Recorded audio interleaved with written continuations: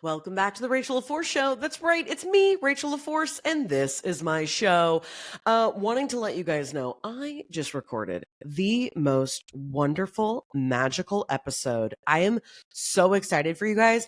I literally could have talked to my guest for days. I was like, I want to know everything about the way she moves to the world and sees the world. And I'm so grateful that she was available and offered her energy and thoughts and insights and creativity and humor. Very funny, very funny. And just offered all of that to me and now by proxy to you. So please enjoy this episode with my wonderful guest, Jaliessa Sipress. Welcome back to the Rachel LaForce Show. Friends, it's me, Rachel LaForce. And I'll tell you what, it's one of those days. And I was like, I need to plug in my computer because Mercury may not be in retrograde, but chaos can still occur at any given moment. There we are. She's back in, baby. There we go. Friends, I'm so excited and slightly like nervy in the like best way possible because this is a conversation that I have been so looking forward to having for a long time. No pressure, no pressure. We're going to have fun. We're going to do it. But without further ado, you guys know me. You know me. Today's guest, I'm so excited. This is Jaliessa Sipress. If you're not following, please stop the pod right now and go jump on it. I've been a longtime fan, first time conversation. I'm so excited. Jaliessa is many things, notably an astrologer and a writer, and the wizard of all things material and immortal, I feel. So do a lot of like spiritual mentorships. And you've also done a lot of that in the realm of like corporate. You have like a really wonderful resume of all these different places that you've had write-ups and worked with. So there is so much here. And I'm so excited. And I just would first like to pay you a compliment before I even let you speak, because, you know, welcome to the show, which is the thing I've always been so naturally attracted to you about is there is this sense of like inner power that feels so strong that at first, like unchecked for me, it's like, oh, I'm intimidated. That's like the unchecked awareness. And then it's like, oh no, I'm feeling that way because it makes me fully see myself, because I feel like you fully show up like in your power in a way that's so authentic. Yeah, my whole body's like lit up right now. That was something that really drew me to you, because I was like, oh, this person sees themselves so clearly, not saying that like you're perfect and everything, but you know what I mean? Like the awareness and the want and will to do the true work. And there's so many charlatans in our line of work that I was like, oh, I want to learn so much from this person. So thank you so much for being here. Yeah, thank you. I was really excited when I found you. I think like the most important thing for me is like making spirituality like not so serious and fun. And I think that you do such a good job of like bringing like my favorite kind of humor and like a lightness and a quality of like, you know, it's serious, but it's not that serious at all times. So yeah, I'm really excited to be here and to share space with you for sure. Yeah. So I have to ask, so before we got on the mic and you said, is it okay if we say where you moved from and where you moved to? You're not like on the run or anything? I always like to I don't ask. I'm trying, you know what's so funny is I'm like newly being like, I don't want people to know, you know, but at the same time it's like I don't really care, you know. Well, we don't necessarily have to talk like specifics of location, but maybe if there's anything of interest to you about like okay, so generally speaking, like the culture and vibe, I mean, literally everything about these two locations are so vastly different. So if you could Yeah. talk a little bit about like, my read on it is that you probably were in the first location for respite, connection. Like there was a lot of kind of like grounding that happened. And then for whatever reason, now you're in this kind of new place. I don't know if any of that is accurate, but I'm really Yeah. interested to hear. Yeah, so I was living in Mexico for the past 2 years, and I did that on a whim. I was living in New York before that for 6 months, and then I was living in London before that. So it's like I go where I need to go, and I don't know where that is until it calls me or smacks me in the face or rolls me up in a rug and sends me on my way. I don't have a protocol for how to choose a place. I just, you know, this was probably the most random of ones that I've done was moving back to the States and moving to a state I've never been to before, in a kind of location of the country that I'm also like not culturally from or like as aware of. So that, you know, that's its own kind of special magic. I'm still like figuring it out. I also feel like the South, because I'm sort of Southern, is like there's such a heavy energy in the South that's like kind of unprecedented in other places, in Mm. the United States. I've found. So yeah, it's definitely been a big transition, but yeah, happy to be here during the apocalypse in America. Girl. Yeah. Well, wait, really quick. Can you tell me more? So I just moved, I'm from Georgia, Mm. was here all 18 years. And then I was in Chicago for 11 years. And then I was in LA for 8. And then we've been back here in Georgia. This is like my high school bedroom that I'm reporting live to. I bought my Wow. childhood home. That's where I used to, get on AIM. Like it all happened right there. R.I.P. Yahoo.com. And, Yeah. now here I am broadcasting out to the world the way in which I see it and talking with other people who do as well. So there's something very cosmic about that journey for me. But I'm interested in hearing more from you when you talk about, especially because you're not as familiar with this area, like what about that energy reads very heavy or different to you? I'm just Yeah, curious. it's an energy thing. Like, I have really wild dreams in the South. When I did visit Atlanta for the first time, I was having deja vu multiple times a day, every day, which I have deja vu a lot, but not that often. And there's just a kind of like you could see a ghost like sauntering across the road at any moment kind of feeling in the South for me. Um, it could just be, that I can communicate with dead people. There's a lot of dead people around, from for various reasons in the South. Yep. But I just find that, yeah, it's like the air is heavier, it's humid. There's just like, Mm. there's a heavier energy than the North. The North is like a little airier, a little busier, a little louder. It's just louder. Like the humanness is louder there than in the South. The South, like others, like it's like the cicadas will out scream you. You know. Mm. Interesting. Interesting. Yeah. Yes. Yes. Well, and it's interesting here. I have so many questions about what you just said, mostly about like, let's talk about communicating with dead people.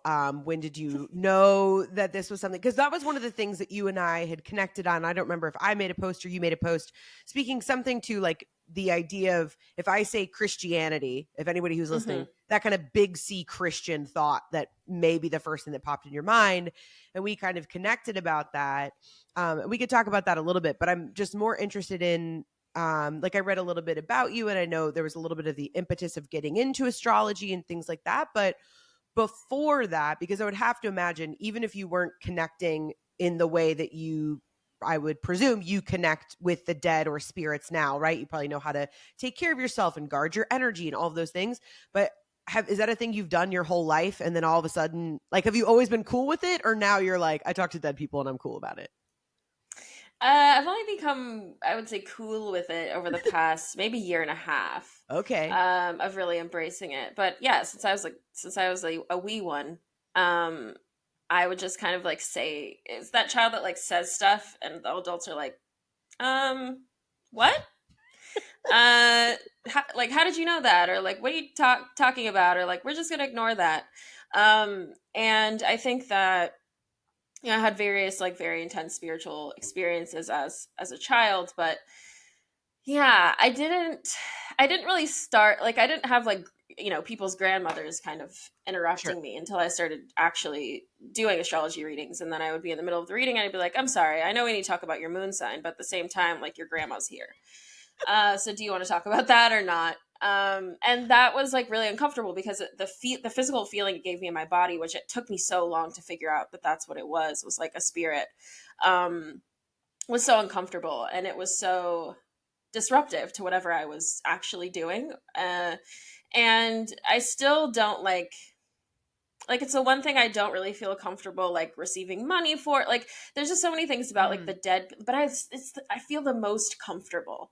Like I one time was giving a reading to somebody, yeah, that's like a mediumship, and it was the most traumatic kind of experience that I was ever having to relay to someone or speak about with someone in that particular context. And I felt so comfortable at the same time. Like when I mean comfy, I mean comfy cozy, like feels like warm blanket, like comfy couch, like cup of cocoa kind of feeling of just like being in that realm. So yeah, it's one of the more, I would say, interesting and complicated parts of my work. Astrology is almost like very, very, very comfortable in a different way where it's just like math to me. Like, I don't know, I'm Mhm. just doing math and it just makes sense. And there's a, astrology is a form of channeling that I do because it's more consent based, but like it's a different kind of information. The spirit world is literally infinite and so vast, and it's a little bit weird in there. So yeah, I don't know if that answered any question, but you can steer me if it didn't. No, I'm just so curious. I'm curious about you and your process. I also know in my own body, and for me, like the more that I'm saying yes to all of these gifts that have always existed, my experience is very much like, because source, the spirit world, the universe, however you define, works so much faster than we do here. I often feel it's always like two steps forward, two steps back, because they're like, Mm, great, you said yes, let's go. And I'm like, whoa, whoa, whoa. So my body has really taken a lot of recalibration hmm incredibly often. And I'm now kind of out of the woods with like initial postpartum, but I'm still only 6 months, and I've been pregnant and or breastfeeding and or, like what the whole thing for 3.5 years. So even that Wow. journey of your body. So I'm always just interested because I think like everyone's like clairs are different, or even like the way in which we receive information I always find so interesting, like how, because again, until I really started being like, okay, well, like what's going on, let's like, and really giving into it, it becomes like an art in that way of like, how do you access it, Mm, how do you do it? Like maybe we're all painters, but the way in which like we paint, what we paint with, what we paint on, where we paint, when we paint, like all of those things can be, different depending on the artist. And so I always hmm just really enjoy hearing about people's process, and especially their not giving into their gifts, I guess the accepting them. And then, but mm, that's only the very first part, is accepting them and then beginning to hone them as like a totally different thing, which I feel like that's kind of the phase that I'm in for certain spiritual gifts that I have, is like figuring hmm out, what do I do with the sword? Because it's really heavy and has the potential, like a sword does a lot of great things. It can like cut things free and things like that, but it can kill people. And there's like, hmm so it is in many ways this double-edged sword, and figuring out how to properly honor that in a way that benefits myself, those I'm working with, and is respecting both me as like a conduit, and then also like knowing which things to like leave. I don't need to go into that room, like hmm there's just kind of learning my boundaries with it. Yeah, yeah, 100%. The like not needing to always go in that room is something that that's kind of what I've always felt with mediumship, is like just because you can do it doesn't mean you should do it. And I think that it's also such a kind of sensationalized thing in American culture. Mm. Like Sixth Sense and all these ghost hunter shows and kind of all these horror movies, right? It's very sensational, and so it can be hard to kind of parse out, especially growing up in the church, and this kind of conditioning about what's evil and bad, and yeah, it's just a lot. It's a lot to pull through, and I find that, I mean, I must have been doing astrology for thousands of years. I don't know why it's so easy for me to just be Mm. like, yeah, I do this, and it comes so naturally. But um, yeah, there's something very different about the texture of speaking with, and also just like the implications of it, because for a long time I just didn't, I was like, what's the point? Like, you just talk to someone's grandma and then what? Like, what's Mm. the point of that? And so it took me a long time of like seeing other people experiencing mediumship readings, and also like going through a certain level of grief myself to understand the kind of solace and kind of opening and healing and transformation that can happen just from knowledge and connection, and yeah, that kind of traversing the line between, oh, I've always felt this way, like I always feel like there's a presence, or I felt like when this person dies they didn't die, or whatever that is. Having that kind of confirmation, like what it can really do for people. So yeah, it's a different kind of world of it's a different world of, I guess, yeah, like breaking social and personal barriers. Mm-hmm. I think it's one of the most intimate things you can do for someone, in my Yeah. opinion, is like talk to their past loved ones.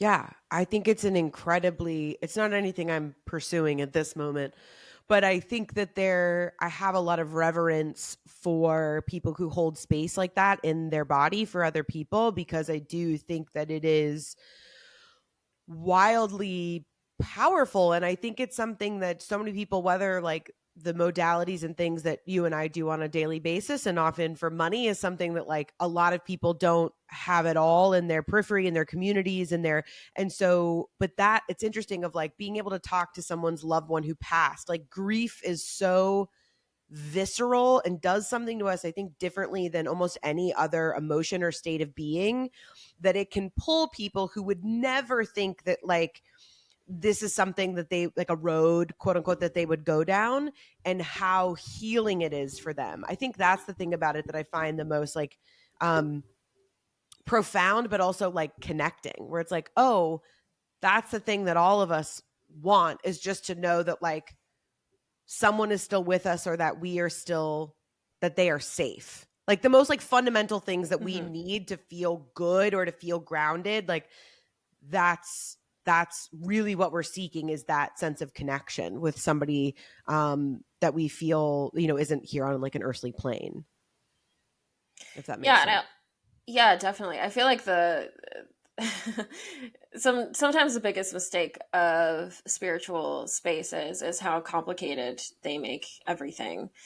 Because when you get down to it, it's like the thing that people really like. When I first started engaging with spirits, it was like, I'm sorry, I love you. Like it's just and you're like, this is why people think you're fake, because it's like that's I mean that's kind of the sentiment. Um or like, I haven't gotten past this or whatever. Like, there's a human aspect to it because they're speaking to you through their human form. um and it's also like the things that we need to hear from like our parents that we never heard, and like other people that are still alive. It's usually the simplest thing, like I'm proud of you, I'm sorry, I love you, like all those kinds of simple things. And even when I've dated people who like their parents never told them, they're like, oh yeah, my mom's never said she's loved me. It's like it's a giant thread through their personhood, and it like trickles down through everything that they are and everything that they can't be for me and for themselves. And so there is something really like beautiful and simple about the gift of mediumship, that I think maybe I just haven't appreciated or didn't know how to appreciate until kind of experiencing, you know, my own forms of grief or, um, yeah, like contemplations along those lines. Yeah, I think I'm just so attracted to, well, everything you're saying, but the idea of like simplicity within spirituality, and obviously that's like such a huge overarching word. Like what does that even mean? At this point we could have seven different definitions just between the two of Yeah. us, right? But that's so much of what my work aims to do, which is we have over complicated all Hmm. of these things. This should not be other, this should not be like, we have gotten so disconnected and so far away that it's like, yeah, there used to be, if we were in tribes, like there was like a seer or a conduit or like an into like all within you would have a string of them, and then you had a medicine moment. Like, we were healing ourselves through our like collective and through our hands and through our togetherness. Mm-hmm. Um, and it is such a simple thing. And I think even so much of these things that we're talking about are, quote unquote, basic human needs, like the things that we need to fully feel full and function. And that's why we see so much like depression and anxiety and chronic illness, and and all of these things that cause us to feel ill. And so many of Mm-hmm. them harp back to these things that are so simple, right? Even if I'm like, I'm so rageful right now, I feel so, and then I'm like, have you stepped outside? Maybe step outside, put your feet on the ground, and take a big deep breath and drink a glass of water, and then keep it moving. Like, the sky isn't falling, and it's Mm-hmm. not like my life is unfair and like no one's listening and like I'm overstimulated. It's like, okay, then like take a second. Like, can you take a second? And so I just love that you share that so much, because I am so attracted to that. And I feel like sometimes there's even this like, I wouldn't say competition. I think I watched one of your most recent lives last night, and that was something that the two of you were talking about, of like that everybody feels like to be a master, that means that you have to know every single aspect of spirituality and that you're supposed to. And like, I think there's a lot of that leveling up or this performance. And I know I am a performer, so I hold space for that, while also saying I think there's this sense of like performance that's happening, and it feels akin back to, it's like, well, that's why I left Hollywood, because I was tired of being around that. But then I'm like, oh, I think that's just part of us as humans. Like, I could go to like a dentist convention, and it's posturing. It would be the same thing. Um, Mm-hmm. yeah, that's so interesting to me. What of your work, I know you kind of talked about, of like astrology just feels so like comfy cozy. Mm-hmm. What aspect of your work right now do you feel like you're the most excited to kind of continue to dive into and get comfortable with? Like, is that a word that you like associate with your work, or you're just kind of like, well, this is what my gifts are, and like this is what I do? Yeah, it's very funny to use comfortable with like anything that I do. It's like my job is to say the most uncomfortable and most sharp truth that I can find at all Mm. times. And that hurts people. It makes people uncomfortable.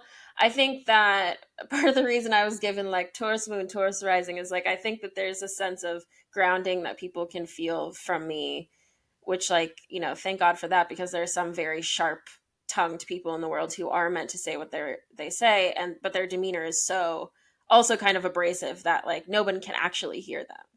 Um but yeah, I think in terms of the place that I'm at with my work right now is actually a bit of a crossroads in terms of like, I can keep doing what I've been doing for almost 10 years, and just keep being, being a practitioner of astrology and doing one-to-one sessions and teaching in the way that I always have, where there's like this path of like kind of doing a little bit more of weaving of more partnerships and relationships in business in the spiritual world, and as well as like kind of getting back to my roots, which is really in art. And so there's a lot of kind of possibilities and opportunities, and I think the most uncomfortable part of my work always, and this is shared by any entrepreneur, is like that it's always my choice and I'm always responsible for the outcome entirely. And that's also the most exciting kind of aspect of it. And, every aspect of my job is like, who knows what'll come out of my mouth next, even sitting here or even in a session or whatever. Um, but that's where I am comfortable. Like I am most comfortable just kind of seeing and then being like, Mm. this is what I see. And being able to kind of get in the cracks and crevices of things that people don't realize are there or people don't want to look at or haven't had someone who was able to actually sit in it with them. Um, so I think in terms of like what I'm most excited about with my work is just the fact that I like can do it. And that I have made the choice like every single day to continue to claim a title and work that is so socially unacceptable and isn't supposed to make you money and isn't supposed to give you accolades, and you're not supposed to be being reached out to by major publications and, you know, speak at conferences where people who make big decisions in the world are sitting in the audience and things like that.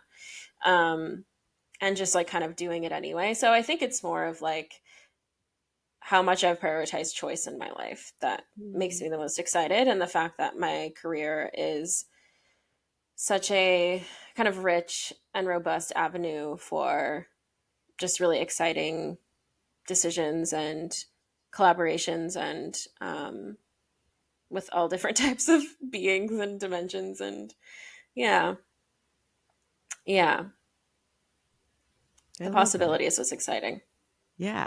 I love that. I love that so much. Thank you for sharing. Yeah, I feel like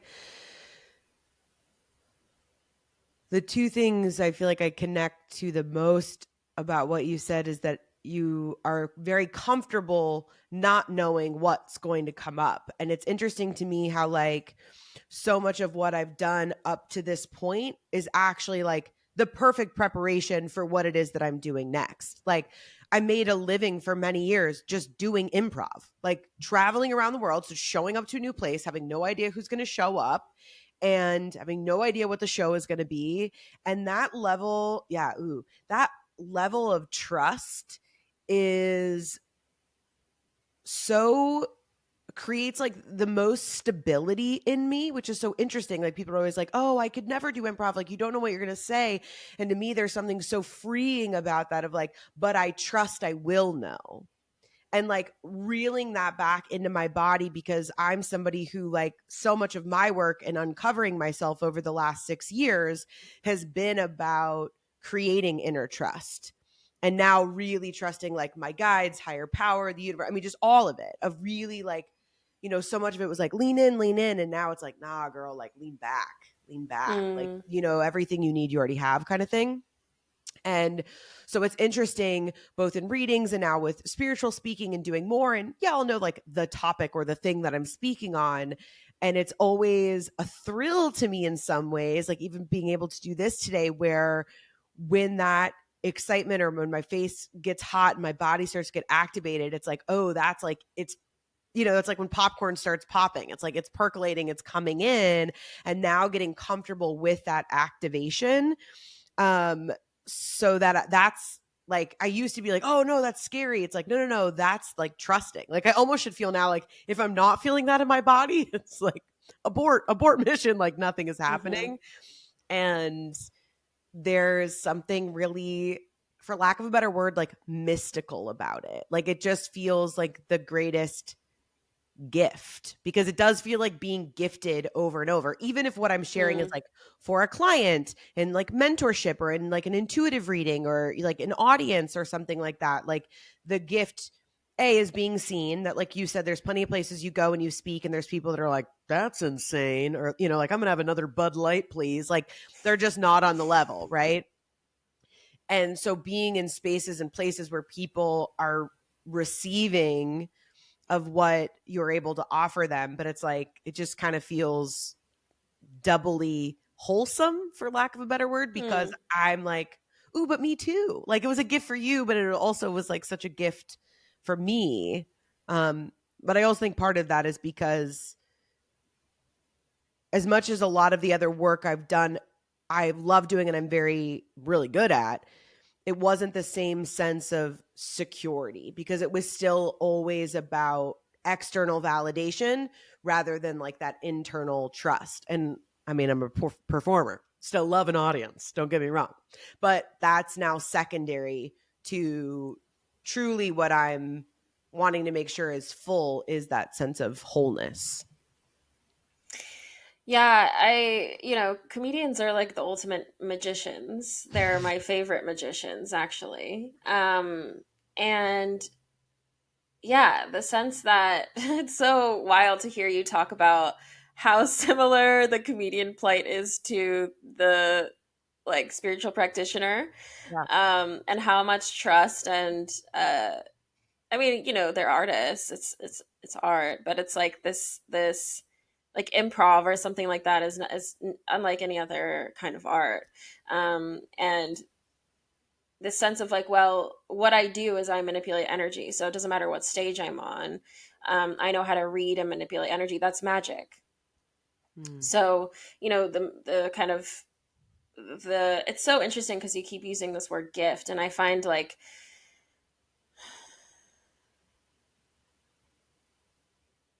that like we end up becoming so burdened by like what we feel is our path and our journey, if we can even really name it that, because we're so burdened by like, what is it that I'm doing? What do I choose? And just your sense of like using this word gift of like, it's something that you can kind of like enjoy and receive. And um I think that so many of us forget that every single day, that it's like, oh, you're doing this because it's just part of innately like who you are. This sense of identity of like, you just are a wizard, you just are a comedian, you just are an artist. There isn't like a, if I do art today, then I get the special token, or I get the special gift, or I get the cookie. It's just like, no, if you just wake up tomorrow, you're still all of those things. It doesn't matter what you kind of like do. But then also engaging with that thing that you are creates more magic and creates more opportunities to kind of like, get that return on that thing. Um, I think like, yeah, the experience of the reason I love not knowing what's going to happen is because like I think part of my magic is responding and seeing, and so there has to be something for me to see. And so there is this thing of like having people in front of you, which is kind of also like a comedian. If a comedian's in the forest by themselves, like do they exist? Like probably Yeah. not. I mean, the trees are very welcoming audiences, but at the same time, like this sense of being a magician, being an energy kind of wizard, is something that requires people to be responding to you, and that kind of like reception is like, yeah, just innately part of it. And I think it's also the thing that most of us struggle with the most, all of us that are in that kind of field, um, of being artists. So yeah, I really like that reminder around the gift. Yeah. I think, I mean, in some of it, other caveat, some of it might be that like I feel like only very recently have I like fully stepped in. Like I've been slowly, it's almost like remember when Austin Powers, he like couldn't get the car out and it's like and like trying to get out of the parallel spot.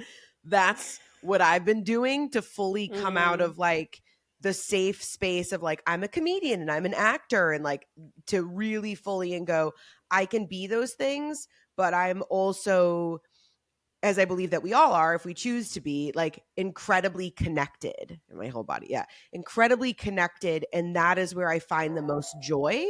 And I accept that my other gifts of performance and comedy, that allows me to spread this other gift much more efficiently and in a way that is more palatable for, say, hey, can I have 2 Bud Lights, for like that guy at the bar. Not that it's my job to be the seer for that person or for anyone, but meaning that's what makes me feel comfortable about what it is that I'm doing. Of it's okay that you can't see it, but here's what I see.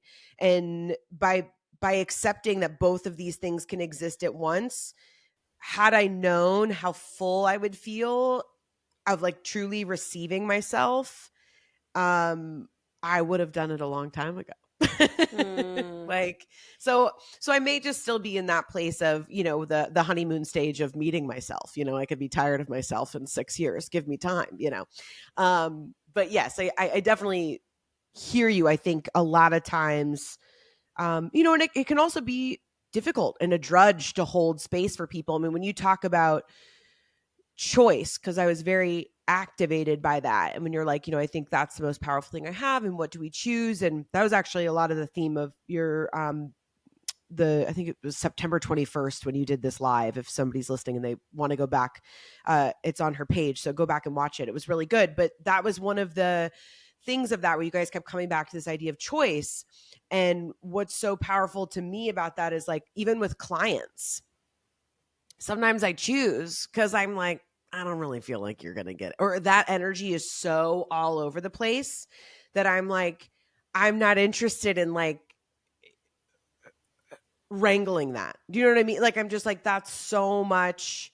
Like, that's what I always tell people. I'm like, my job is as a spiritual mentor. My job, I'm not going to do the work for you. I'm not going, there's all these coaches and teachers. I'm going to change your life and you're going to make 6 figures in 1 month after working with me. And so many promises are we offering to the majority of us who can't even like, meal prep and make our bed in the same week. And yet we are making so many promises to people we don't know. So that has been a big choice for me. And also even with balancing both just my straight creative work, because I have a production company that I run with my husband. So it's like, how much of that can I take on and still be able to maintain the space that feels the most pure, for lack of a better word, for me? Because when I get too much on one side, that I'm like, oh, that knocks me out of like just this hum. And that's where I prefer to be because I've got 2 young kids and a lot going on. And like my time is very valuable. So as long as I can stay in that comfy, cozy hum amongst the loudness and chaos of my life, I can show up and I can manage it and I can live in it in a way where it does feel so magical that sometimes it makes me really emotional because I'm like, this is such an amazing experience. Like, doesn't everybody understand? Like, I was so envious of, in the most beautiful way possible, when you're like, oh, I lived here and then I lived here and I moved. And it's like, and just like you said, because that was your choice. You're like, it's time to go. It's time to move. And we do have, sure, there are privileges and economic things, and there's so many other earthly things that go into what is available to us at any given time. But we all do have that aspect of spiritual choice. And the ownership of that for us, sometimes I want to look at people and be like, just grab it, seize it, I'm like, it's there. Because at the end of the day, well, you don't have to pay taxes, but, eventually it'll catch up with you, yeah. So I'm so moved by what you're sharing. So. Yeah, there are 2 things that really stood out to me about what you said. One of them was like people who make all these promises. I love it. I love people who make promises they can't keep. Like, it's me. It's me, like, I can hang out Tuesday, that's my promise I can't keep. But the sense of like, I just, I'm kind of like just a little elf gremlin creature that's like, I love the little chaos and the little like people thinking that things will happen the way they think, and people like promising things they can't do. I'm like, yes, this will create the most funny, life affirming like lesson that you could ever imagine. And you thought you were just buying, a lemon slicer. It's like there's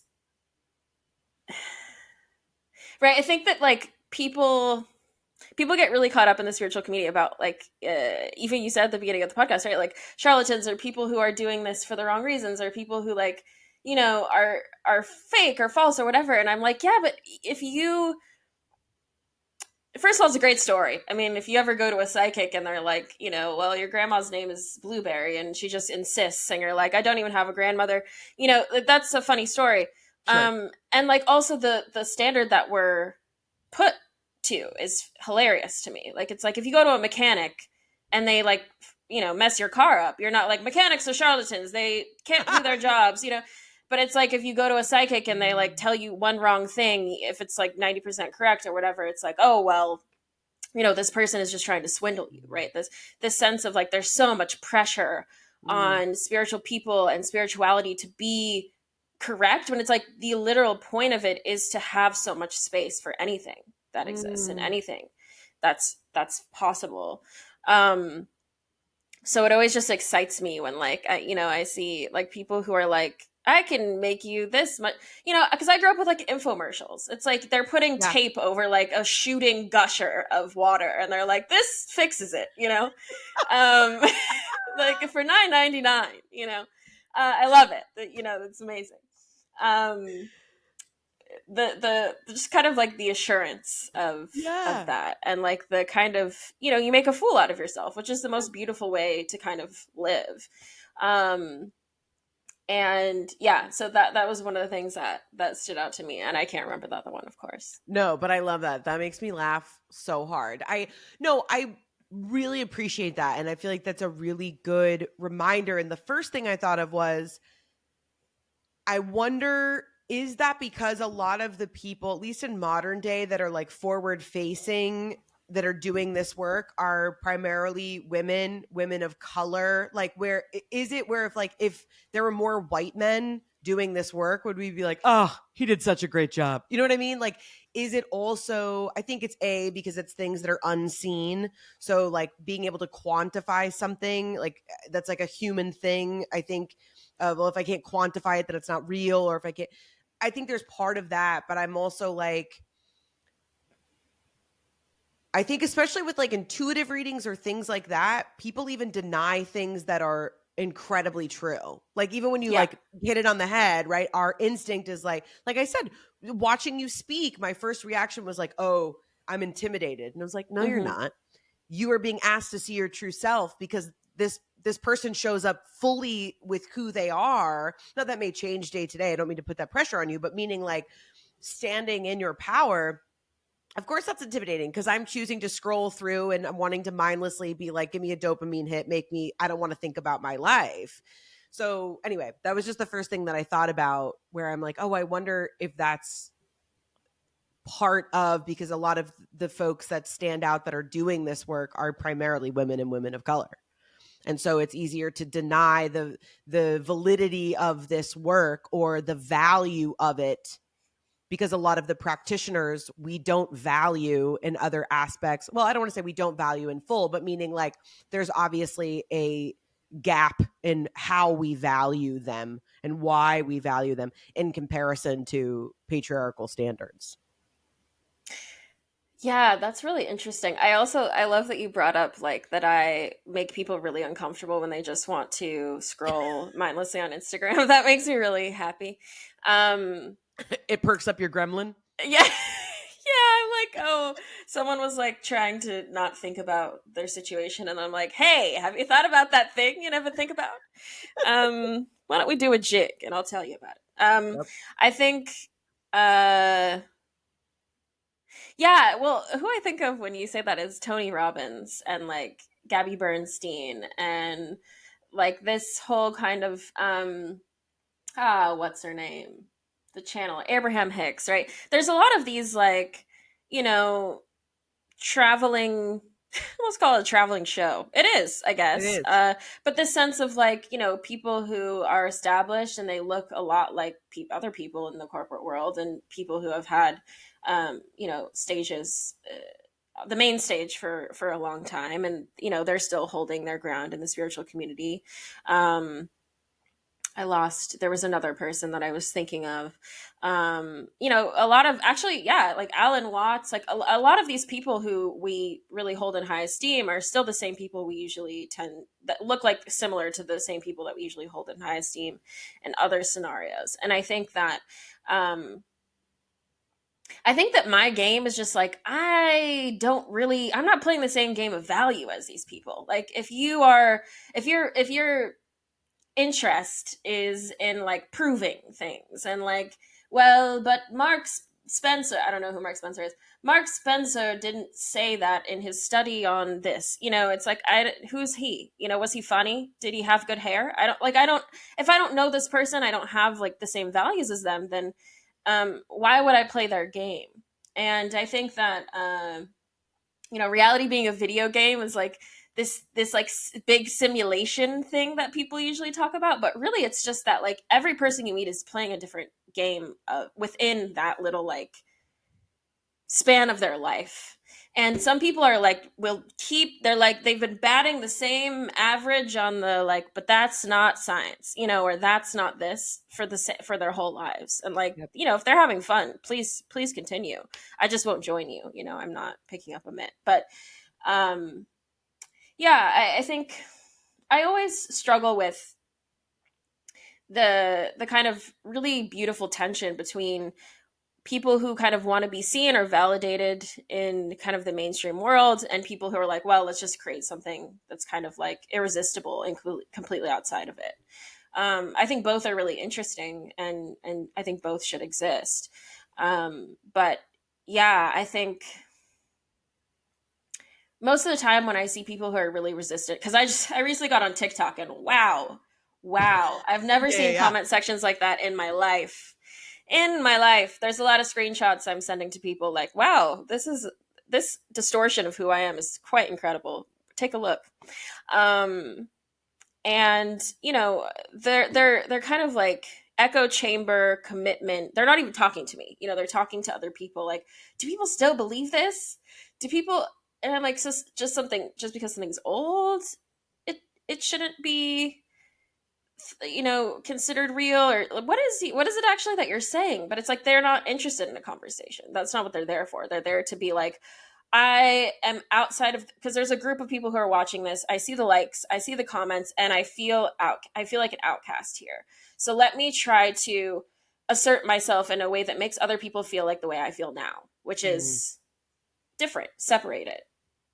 And I have space for that. So if it's a little more aggressive, I'll usually shoot them a little LOL, like a little like, do you see how funny you're being, even though you're being like absolutely horrid to me.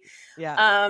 But if it's just someone who's kind of like, I found myself in the wrong place, and like I need to assert that I like still matter and my ideas are still valid, then I'm like, go ahead. It just Yeah. boosts my thing in the algorithm anyway. That's Well, okay. that's actually what I always respond back to is thanks for boosting with a thumbs up. Yeah. Because in the world of, I was really attracted to what you say, where it is that tension between mainstream versus creating something because it's of value and what we do is of worth, right? And I like to believe that I truly at my core believe that there's space for both. I would be lying if I said, my original tagline was like making spirituality mainstream. And then I was like, that's a Mm. lot to put on your shoulders, Forrest. Let's back it up. Okay. But I do think, because yes, obviously there are like the Tony Robbins of the world and people like that. And I don't feel like the way that I show up on stage, it's like, oh, we've been waiting for this representation. Like, I'm aware of that, but it is that of like how I am interested of creating a large platform to be able to learn and interact with all of the people, like even being able to do this, where it's like, we talk about choice, where I was like, I choose to create a life where I get to learn. Ooh, yeah, my whole body again. Learn from other people who I'm like, oh, is it an interesting that of all of the people I could have found on the internet, like you were somebody that I found and I was able to learn from, like that choice alone. And I think to me, that's the beautiful side of mainstream. I think like with anything, right? Going back to that sword metaphor from the beginning, that you've got to be mindful, because anything that is popular, for lack of a better word, can become one or the other. And so I think so much of it is about intention, whether we're intending for something to exist and create and and mind our wizardry for the joy and the thrill of it, and then also when are we doing it to be seen, and whatever that means. So I just, yeah, I could literally talk to you for days. I like, I just looked at the clock, I'm like, oh, I have a heart out, I have to jump, but this we will certainly be chatting again. And if I have anything to say about it, and I just, yeah, I just, not that you need me to be like, you're doing great, but from one wizard gremlin to another, where I'm just like, your ability to see yourself and to own all of it and like disconnect from all the things that we're told are valuable and we should connect to is, the two words that came up, I was like, profound feels like very flowery, but it does, where it's such a beautiful, I think, reminder and such a magnet. I'm sure that you feel it of like just the people that you call in from that sense of stability, from that Mm. Taurus moon, Taurus rising that you mentioned, of like, of that ownership. And I'm just so grateful to have been able to spend time with you and learn from you and laugh with you. And this has just been like, honestly, dare I say, a hashtag manifestation come true. Um, So thank you so much. So please, you have so many amazing offerings, and I'm sure that some of them are current. I know you have Mystery School, you have Candyland, you have all these different things, regular readings. So please let us know the things that you've got going on now, where we can find you, and how we can connect. Yeah, so I do a little bit different things on different social media platforms. So, like, just for fun, look at my Instagram and then look at my TikTok, just, to compare and laugh at me. But it's just Jaliessa Sipress wherever. If you can spell it, if it's somewhere written that, then you can plug that in places and you'll find me. If you Google me, you'll find me. It's a very specific name. But yeah, I really encourage people to come to Mystery School. It is in person in London this year, but we have done online cohorts. And there'll be other things to plug into related to Mystery School. So just DM me and ask me about it if you can't figure out a way to get in there. But it's basically my version of Wizard School. So it's Hogwarts, but if you're like a modern adult with a social media addiction. Um, and then also you can get a one-to-one reading with me or do one-to-one coaching with me, which is more like an apprentice, wizard's apprentice, than it is like a football coach. I'm not very good at yelling. Yeah, so basically I feel like Mystery School and one-to-one sessions is really what I'm focused on right now. But if you tag along in the world of the social media, then you'll figure out other things that I randomly decide to do. But yeah, thank you so much for having me. It's been an absolute pleasure. I'm really excited about the work that you're doing in the world, and just kind of want to bow to it. Yeah, likewise. Well, thank you so much. All right, you guys, that's all she wrote. Thank you for listening to the Rachel LaForce Show. We'll see you next week. Okay, I'm sorry. Can you even? That was so good, so incredible. Everything. It was just a wizard and a gremlin and a magician all in one. She is just so wonderful, and I loved it. So I hope that you really enjoyed that. I've been following her work for many, many years. So like I said, being able to have her on the podcast was a true manifestation come true. So it was an absolute delight. I wanted to remind you that I've got a couple of offerings coming up, and everything I create is because it's something that's exciting for me, and I hope that it will be exciting for you. So I have an upcoming group energy read that is October 12th. So not this coming Thursday, but the following Thursday, or not today. If you're listening to this in real time, it would be Thursday. So it'll be next Thursday, October 12th at 8 p.m. That's Eastern Standard Time. We'll all gather around Zoom. And we're talking all about the shift in energies. They are major right now. Everybody is talking about them. Even if you're kind of like just in your secret incubator of kind of coming into what spirituality means for you, how you want it to feel, and what you want it to look like. You might not be hearing from a lot of those voices, not like literal like channeling voices, but meaning online. And but yeah, there's this major shift that we're all experiencing, and it's really requiring us to let so many things die off so that we can truly step into what's next and really make space for that. So I'm going to be talking all about that. I'm going to be offering intuitive readings to the individuals that are in the group, and also kind of an overall group reading. So if that sounds jazzy to you, please join me. It's just $22. Go to rachellaforce.com, hit that work with me on the drop down, and you can go directly and book your spot. If you have any problems, you can always DM me or email me, rachel@rachellaforce.com. If you're in the greater Atlanta area, I'm going to be bringing you the beginning of these salons that I'm going to be hosting. 2024, we are going to a variety of cities hosting different collaborative spiritual salons all about comedy, creativity, and community, because those, for me, those are the 3 C's, baby. So we're going to kick off the end of this year, rolling into the energy of next year. I'm going to be hosting them with the wonderful, formidable, he's so yummy, and I love him so much, David Stample. He's a chef and Reiki master, and is opening up his home and community of Phoenix and Dragon Bookstore, located here in the greater Atlanta area in Sandy Springs. So I've got 4 of those coming up. 2 are in November, 2 in December. We've created them as a series of 4. So they're really meant to be enjoyed almost like a 4-course meal that's kind of set up in that way. But also enough where like everybody loves dessert by itself. You know what I mean? If you want to just like show up and order an appetizer, just come to one of them. You don't have to come to all 4. If you buy a pass for all 4 events, you get 15% off for a total of $85 for all 4. Or each individual event is $25. They're all available on Eventbrite, or you can call Phoenix and Dragon directly. All of these, the dates, all of the information, where to go will be in the show notes here. And again, you can always access all of that information on rachellaforce.com or see me out there on Instagram, YouTube, or TikTok for all of the details. As always, I hope you're well. I hope things are yummy and cozy. And even if they're not, I pray and hope for you that you stay in it and you stay light. Okay? Tune out, tune in. Love you, mean it.